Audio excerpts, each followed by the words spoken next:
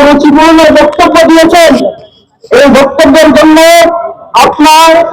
আপনারা আল্লামা মামুনুল হকের কাছে গিয়ে তার পায়ে ধরে ক্ষমা চান। মাওলানা মুজিবুর রহমান রাববী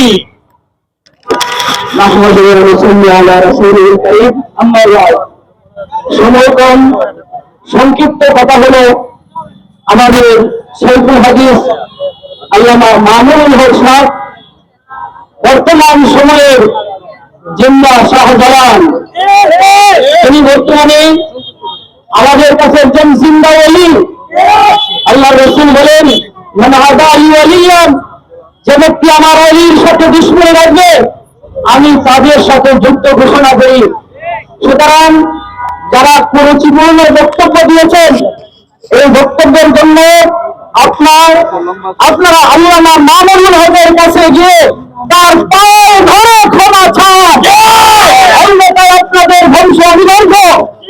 আরেকটা কথা বলতে চাই, আরেকজন এমপি যার মুখে দেখলাম সাদা দাড়ি, মাথার মধ্যে টুপি, আমি মনে করি বাংলাদেশে কিছু মসজিদের জুতা চুল ঢুকে কিন্তু সাধারণ ভাবে ঢুকতে পারে না, লেবাস ধরে মুসল্লিদের লেবাস ধরে মসজিদে ঢুকে।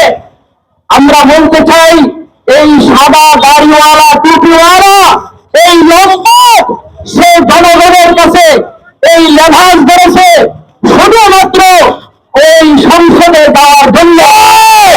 মূলত সে একজন লোকপাত, কোরআন বিরোধী, আল্লাহ রাসূলের বিরোধী যে কথা বলেছে, অবিলম্বে তাকে ক্ষমা চাইতে হবে।